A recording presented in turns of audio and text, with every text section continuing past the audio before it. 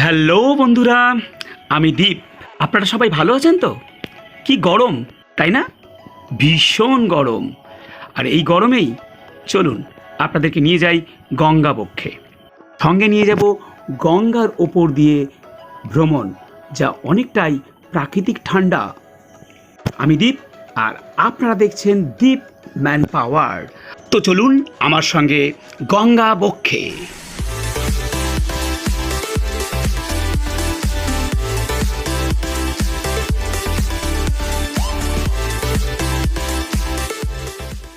সূর্যিমামার রাগ যেন ক্রমশই আমাদের উপরে আরও আরও করে চেপে বসেছে, আমাদেরকে যেন ঘরবন্দি করে দিতে বাধ্য করছে। তো কতক্ষণ থাকা যায় এই ঘরবন্দি? তাই বেরিয়ে পড়লাম বেলুর মঠ থেকে হাওড়া স্টেশন। সেখান থেকেই আবার নদী পার হয়ে যাব বাবুঘাট, তারপরেই চক্ররেল ধরে বাড়ি ফেরা। ঘরবন্দি কতক্ষণ থাকা যায় আপনারাই বলুন তো? কিন্তু বাসে করে, ট্রেনে যদি যাই, দেখছি প্রচণ্ড গরম লাগছে। রাস্তার পলিউশনের যে গরম, তারপরে কলকাতার অলিতে গলিতে যাওয়া, যেন এসির যে বাইরের গরম সাইডটা যেন আমাদেরকে আরও উত্তপ্ত করে তুলেছে। তাই আমি আপনাদেরকে প্রাকৃতিক ঠান্ডা একটা উপায় দিলাম, যেটা গঙ্গার ওপর দিয়ে ভেসে ভেসে সেই সুদূর বেলুর মঠ থেকে হাওড়া স্টেশন পর্যন্ত আসা যায়, এবং সেখান থেকেই আবার নদীর ওপার দিয়ে বাবুঘাট, তারপরেই চক্ররেল ধরে বাড়ি। কি সুন্দর একটা অভিজ্ঞতা এবং কি মনোরম একটা ঠান্ডা, প্রাকৃতিক ঠান্ডা। তো চলুন আমার সঙ্গে। इधर देखो, हाय। এই इधर देखो, क्या हाय बोलो हाय। एक फ्लैंक किसे दो? अरे इधर दो, ए इधर इधर से। देख के फ्लैंक किसको? ओ माइंड।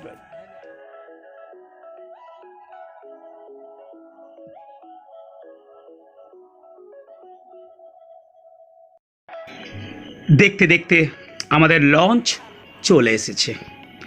প্রায় 1 ঘন্টা 20 মিনিট এই গঙ্গার বক্ষে প্রাকৃতিক সৌন্দর্য সঙ্গে প্রাকৃতিক মনোরম পরিবেশের ওপর দিয়ে আমরা ছুটে যাব। ভেসে ভেসে আমরা চলব এই প্রাকৃতিক সৌন্দর্যের মধ্যে দিয়ে, প্রাকৃতিক আরামের মধ্যে দিয়ে, যেখানে নেই কোনো কৃত্রিমতা, আছে শুধু ন্যাচারালিটি। চলুন আমরা উঠে পড়ি আমাদের লঞ্চে।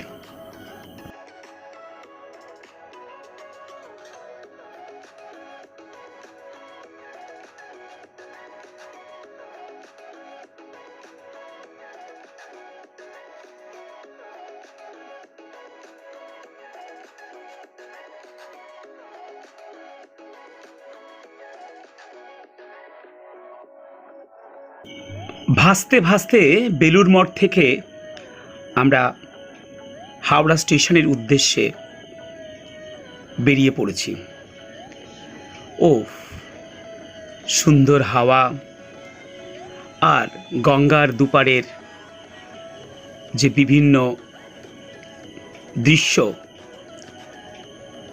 যেটা আমরা শহরের ওপর দিয়ে গেলে এটা ব্যাক সাইডে পড়ে যায়, যেটা আমরা দেখতে পাই না। আজকে সেই সমস্ত জায়গাগুলো আমরা দেখব, আর থাকবে হাওয়া, গঙ্গার ওপর দিয়ে শীতল হাওয়া। যেন মনেই হচ্ছে না যে আমরা প্রচণ্ড গরমের মধ্যে আছি। দেখুন কি শান্তিতে আছি। এই যে 1 ঘন্টা 20 মিনিট, সূর্যি মামা তুমি তো আমাকে গরম দিতে পারছো না, মা গঙ্গা আমার সহায় আছে, তাই না সূর্যি মামা? সূর্যি মামাকে আমরা ভ্যাঙ্গাতে শুরু করলাম।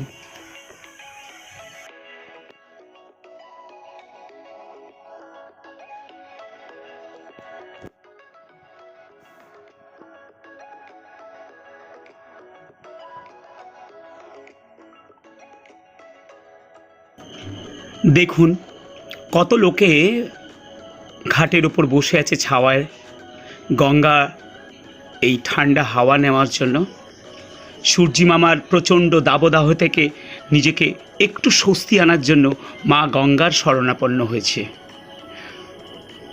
আমরা কিন্তু সেই শরণাপন্নেরই একজন।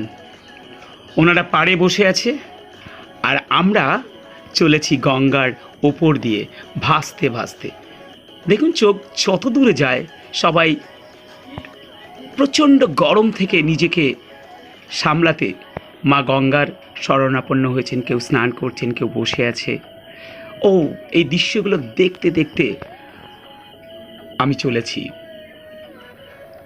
চলেছি যেন শেষ না হওয়া একটা পথ। মনে হচ্ছে পৃথিবীটা কিভাবে ঘুরে ঘুরে ঘুরে ঘুরে এক জায়গার সঙ্গে আর এক জায়গায় মিলিত হচ্ছে, তারই একটা দৃশ্যপট। সত্যি ভাবা যায় না। প্রচণ্ড ব্যস্ত এই তিলোত্তমা কলকাতা মধ্যেও এত শান্তির যাত্রা গঙ্গার ওপর দিয়ে সত্যি সত্যি অমূল্য। এই অমূল্য অভিজ্ঞতা যদি নিতে চান আমার মতন, তাহলে অবশ্যই গঙ্গার বক্ষে 1 ঘন্টা বা 1 ঘন্টা 20 মিনিট বা 1.5 ঘন্টা আসুন না। কোথায় দূরে দূরে যাচ্ছেন? আমাদের কলকাতা শহরের মধ্যেই আছে শান্তির প্রভাব। এই গরমের, প্রচণ্ড গরমের দাবদাহ থেকে বাঁচতে গঙ্গার ওপর দিয়ে চলুন না, কয়েক ঘন্টা ঘুরে নিই। কত প্রশান্তি, pollution free. Wow, really surprised.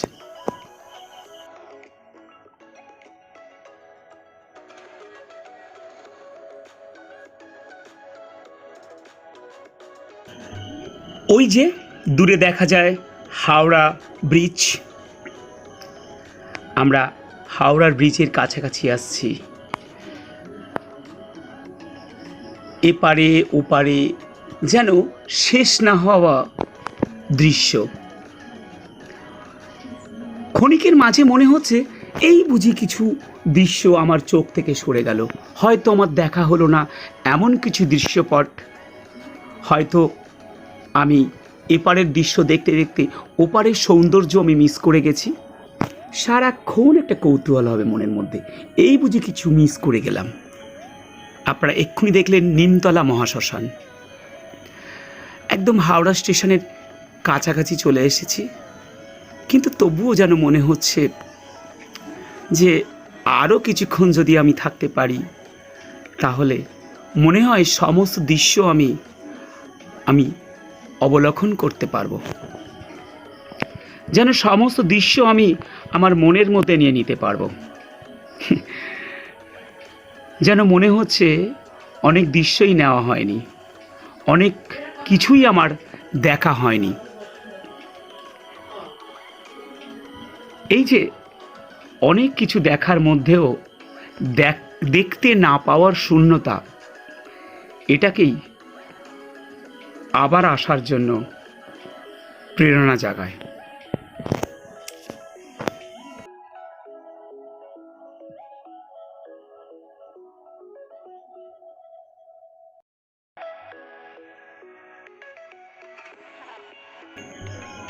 পৃথিবীর যত আশ্চর্য জিনিস আছে তার মধ্যে হাওড়া ব্রিজ অর্থাৎ রবীন্দ্র সেতু একটি।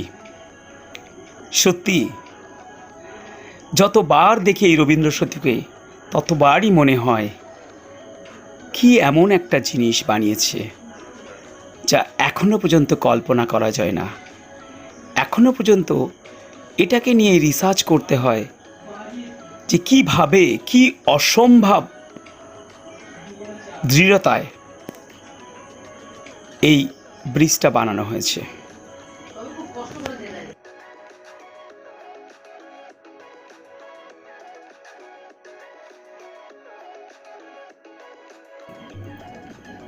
একটা আশ্চর্য শেষ করতে করতে দূরে আরও একটা আশ্চর্য জিনিস। ওই দূরে দ্বিতীয় হুগলি সেতু, এটাও আশ্চর্যতে কম যা হয় না। যাক, সে কথা যখন দ্বিতীয় হুগলি শুধু দেখিয়েছিলাম, সেই পর্বটা দেখে নেবেন, সেখানেও দেখানো আছে। দেখতে দেখতে হাওড়া স্টেশন আমরা চলে এসেছি, আর কিছুক্ষণের মধ্যেই আমরা নেমে যাব। ফেলে রেখে এসেছি অনেক কিছু অভিজ্ঞতা, আর মনে কষ্ট নিয়ে নেমে যাচ্ছি, কারণ সূর্যি মামা এতক্ষণ ধরে ভাবছিল তোরা কখন নামিস দেখব, মা গঙ্গা তোদেরকে কতক্ষণ সেফ রাখে। এই অপেক্ষায় সূর্যি মামাও দাঁড়িয়ে আছে। আমরা নামলেই ওনার তেজ বাড়িয়ে দিয়ে আবার আমাদেরকে গরমের মধ্যে অষ্টে পিষ্টে বেঁধে রাখবে। কি আর করা যায়, সারাক্ষণ তো গঙ্গা বক্ষের ওপর দিয়ে মা গঙ্গার শরণাপন্ন হয়ে থাকতে পারবো না, তাই অগত্যা নামতে হবে। আমাদের সূর্যি মামার রোষের মুখে অবশ্যই পড়তে হবে। যাই হোক, এই 1 ঘন্টা 30 মিনিট বেশ আনন্দেই কাটলো, যেন কোলাহলমুক্ত একটা পরিবেশ, যেখানে ন্যাচারালিটি আছে, সেরকম ন্যাচারাল কুলিং আমরা উপভোগ করলাম। বাই বাই সবাইকে। আমি আশা রাখব আপনারা সবাই আমার মতন এইরকম অভিজ্ঞতা নিতে গঙ্গা বক্ষে ঘণ্টাখানিক কাটিয়ে যান। আমার মনে হয় এই গরমের প্রশান্তি হিসাবে অনেক কিছুই উপলব্ধি করবেন, সেই সঙ্গে আপনার চোখ জুড়ানো মনোরম দৃশ্যও আপনি অবলোকন করবেন, আর নিয়ে যাবেন একটা শান্ত সৃষ্ট একটা অভিজ্ঞতা।